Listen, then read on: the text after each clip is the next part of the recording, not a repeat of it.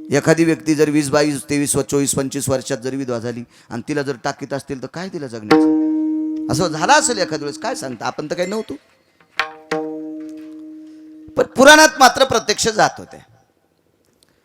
पण तिने खुलासा दिला, मालक ऐका, तुमचे बाबा एवढे मोठे 14 चौकड्याचं स्वराज्य होतं, लंकेचे राजा रावण हे तुमचे पिता आहेत, कुंभकर्ण तुमचे काका आहेत, विभीषण तुमचे काका आहेत, काय वैभव आहे तुमच्याकडे, पण एकही तुमच्या कामी आला नाही, तुम्हाला वाचू शकलं नाही. एक लक्षात ठेवा मालक, माझे जर बाबा असते तुम्हाला मरू दिलं नसतं. अशी कोण म्हणाली? सुलोचना. तुटलेलं डोकं हसत होतं, कापलेलं डोकं हसत होतं आणि सुलोचनेला सांगितलं, प्रिये प्रिये, इतकं मोठं तू तुझ्या बाबाचं महत्व सांगतेस, मला तुझ्या बाबानंच मारलं ग, तुझ्या बाबांनीच मला मारलं. असं ऐकल्याच्या नंतर लक्ष्मणाचा चेहरा पडला. अरे मारलं मी, आणि मी सुलोचनेचा बाबा कसा होईल? नंतर डोळे झाकून विचार केल्यावर लक्षात आलं, मी लक्ष्मण जरी असेल तरी पण शेष आहे आणि माझी कन्या सुलोचना आहे, इंद्रजित माझा जावई आहे. आणि मग इंडिकेटर लागले. इंग्रजी शब्द आहे ना, कधी मध्ये येतो ऐकून ऐकून, मला शिक्षण माझं 7वीचे, पण एखाद्या वेळेस असं थोडंफार ऐकून ऐकून ऐकून शिकलो. मग लक्ष्मणजीचा घाम सुरू झाला. अरे बापरे, काय काम केलं म्हणे आपण, स्वतःची मुलगी विधवा केली, स्वतःचा जावई मारला, काय करावं? प्रभू रामचंद्राकडे बघितलं. दादा काय काय काळजी करू नको म्हणे लखन, आपण उठू.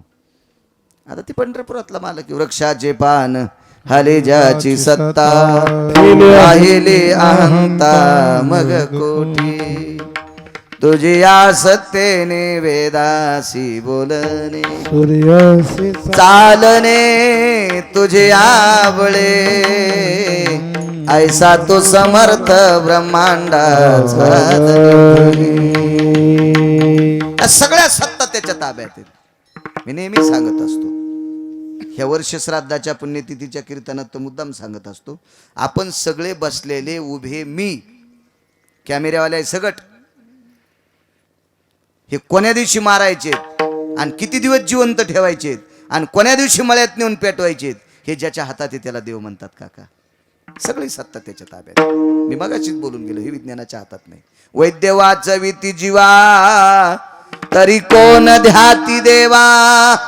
डॉक्टरनं जर जीवाला वाचिला असतं तर देवाला नमस्कार कोणीच केला नसता. डॉक्टर उपचार करतात, रोगाचं निदान लावतात, वेदनाशामक काय असेल औषधोपचार करतात, पण आयुष्य वाढवायचं काम मात्र डॉक्टरच्या हातात नाही.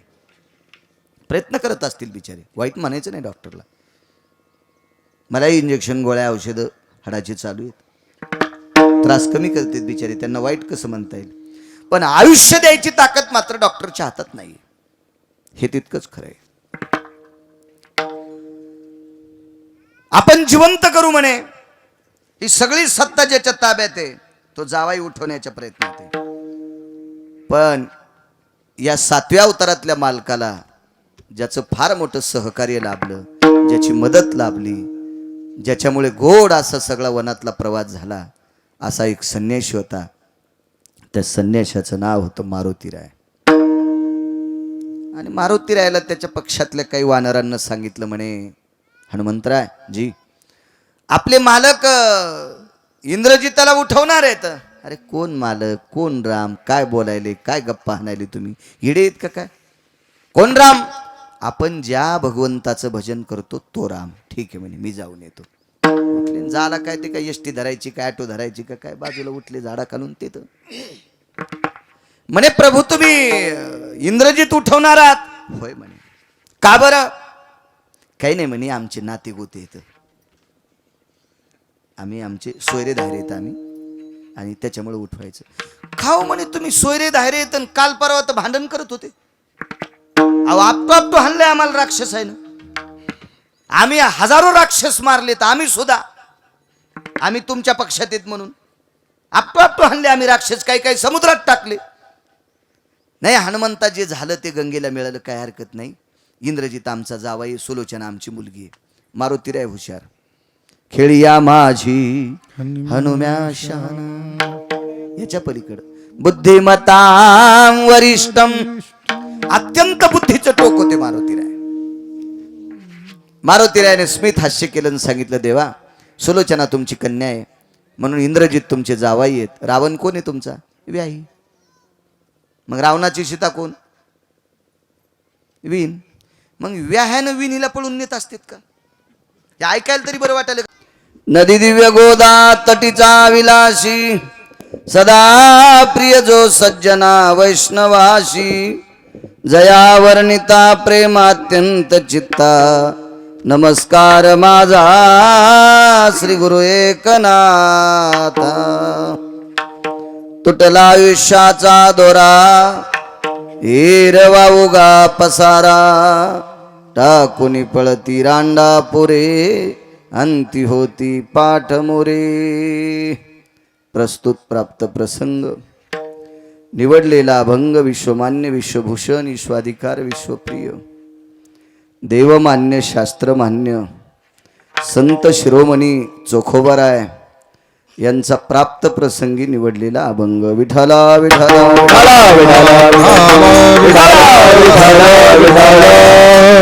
प्राप्त प्रसंगी निवडलेला अभंग चोखोबारायांचा आहे. या अभंगाद्वारे चोखोबाराय नमूद करतात, ज्या दिवशी आयुष्याची माळ तुटत असते त्या दिवशी जगातला कुठलाही डॉक्टर त्याचं काही चालत नसते. तुटला आयुष्याचा दोरा, हिरवा उगा पसारा. त्याच्याकडे काय श्रीमंती असेल, त्याचं वैभव किती मोठा असेल, त्याला समाजात लोक मानत किती असतील, त्याला पद किती मोठा असेल, त्याला काय हे काही विचारलं जात नाही. ज्या दिवशी आयुष्याची माळ तुटते त्या दिवशी हा सगळा पसारा त्याचा पसारा ठरतोय. 100-200 कोटीचं घर असेल तरी पोरं त्या घराच्या छतावर जाळीत नाहीत.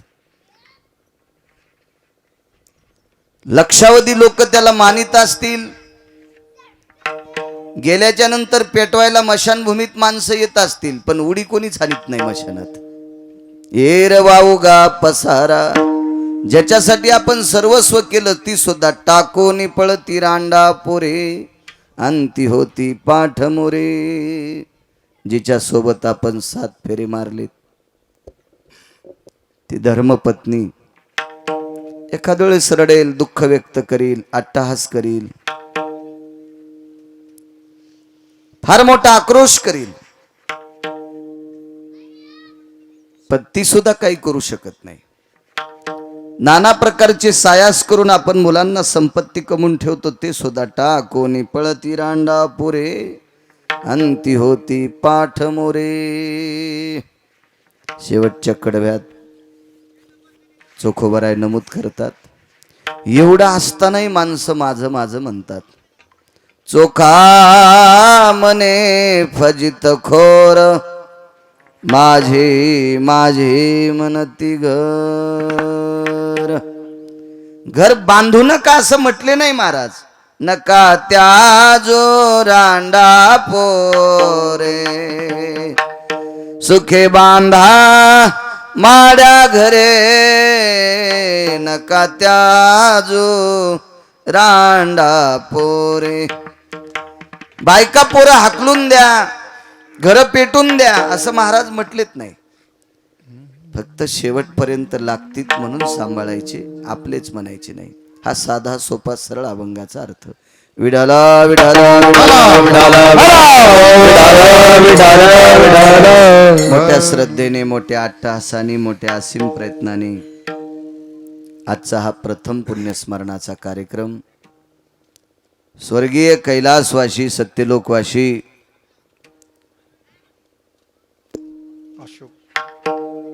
अशोकराव मागचं कसं पाहायचं, एखादी चिठ्ठी द्यायला पाहिजे होती. अशोकराव देवराव पाटील मातकर हे विश्वात्म्यात विलीन झाले. मोठा परिवार दिसतोय, पाठीमागं भरपूर नाव आहेत, त्यांचे भाऊ आहेत, मुलं आहेत, पुतणे आहेत, आधी करून नातू, आधी करून मोठा परिवार आहे. त्यांचे सुपुत्र ॲडव्होकेट काय नाव त्यांचं, नारायणरावजी, हे सारखे संपर्क करत होते. एका महिन्यापासून सारखा संपर्क होता, तारीख पाहिजे तारीख पाहिजे. योगायोगाने मलाही येण्याचा योग आला.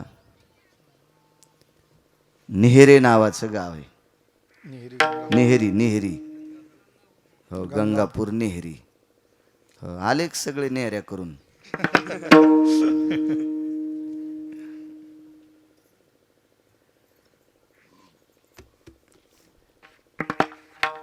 मोठ्या शहराच्या लगत असलेलं गाव.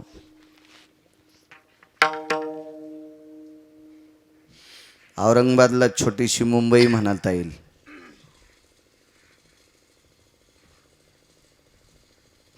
वलिता चांगल्या भूमीवरचं गाव आहे.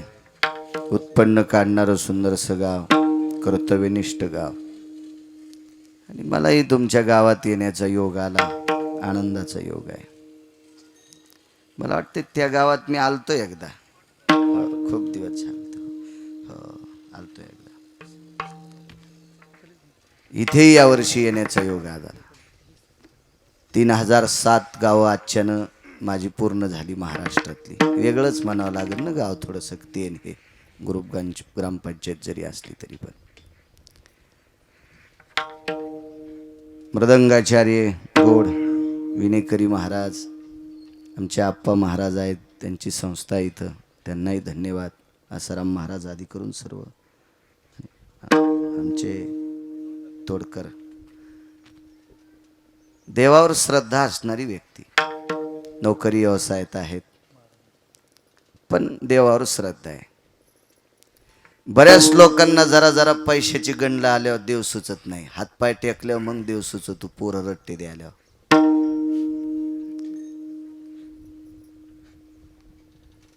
धर्माविषयी प्रेम असावं, देवाविषयी प्रेम असावं. आपण ज्या कुळात जन्माला आलो त्या कुळाचा कुलाचार शिष्टाचार लक्षात असला पाहिजे. असो, माय मावल्या असतील आदी करून सर्व मंडळी, सर्वांना धन्यवाद देतो आणि माझ्या अभंगावर येतो. वैकुंठवासी अशोकराव देवराव मातकर हे विश्वात्म्यात विलीन झाले. उपजल्या पिंडा मरण सांगाते. प्रत्येक व्यक्तीला जायचे. आया सो एक दिन आना पडेगा, किराए का घर तो खाली करना पडेगा. हे एके दिवशी द्यावं लागते. आपण हे 5 लोकांकडनं उष्ण घेतो. देहा पाचाचा आणि उसळा सखीचा सितारा देवी लागे. सखीचा सितारा देहा पाचाचा आणि उसळा सखीचा सितारा देवी लागे.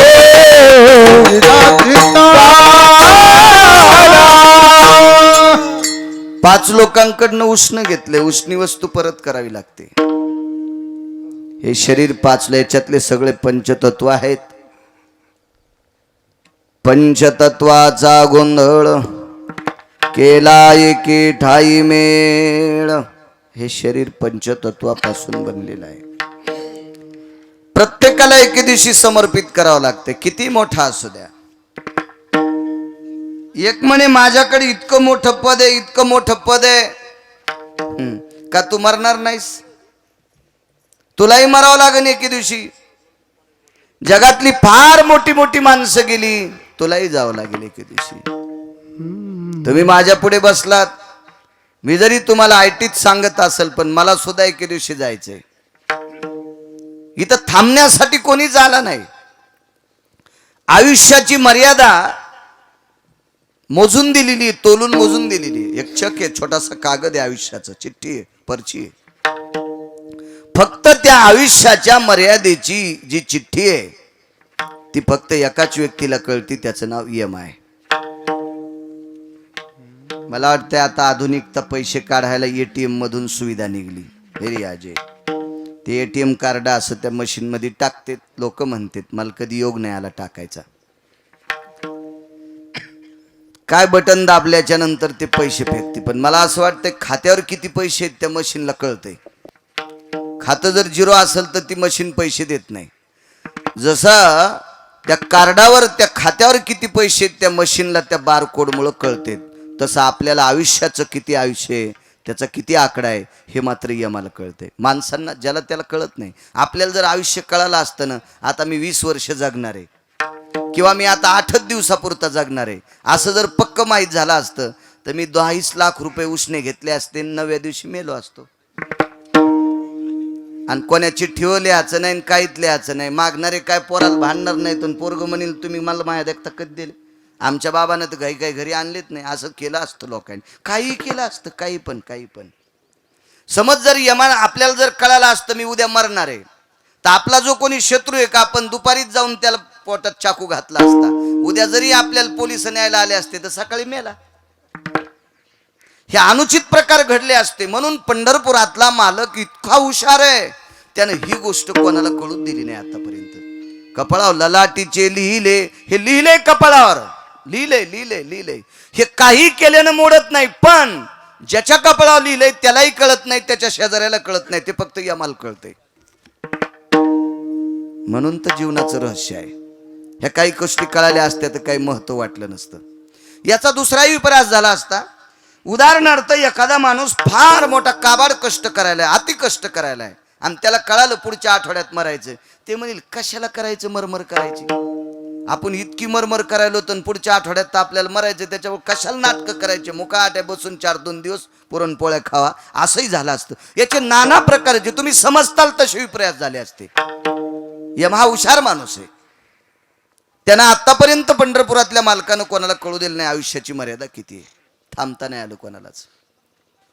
येथे नाही उरवले अवतार, येरते पामर जीव किती. ज्यानं सृष्टी सांभाळण्यासाठी अवतार घेतलाय त्याला थांबता येत नाही. तुमची आमची काय कथा आहे, प्रत्येकाला जावं लागते. आयुष्याची माळ किती मोठ्या माणसाची तुटत असते. विज्ञानाला सलाम करेन मी,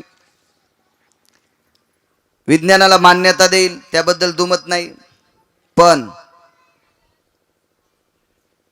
विज्ञानानं अजून 3 गोष्टी जिंकलेल्या नाहीत: जन्म, मरण आणि निसर्ग.